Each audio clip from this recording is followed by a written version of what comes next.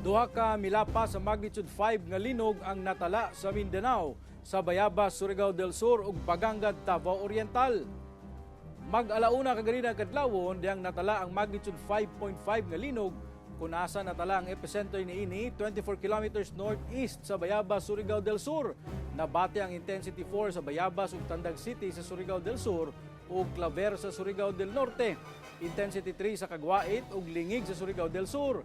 Intensity 2 sa Bislig City ug sa mga lungsod sa Nabunturan, Compostela, Montevista, Moncayo sa Davao de Oro.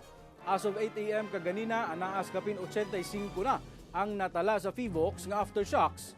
Samtang alas 10:32 kaganinang buntag, nabati sab ang magnitude 5.2 nga linog kung asa anaa sa northeast sa Baganga, Davao Oriental ang natalang epicenter.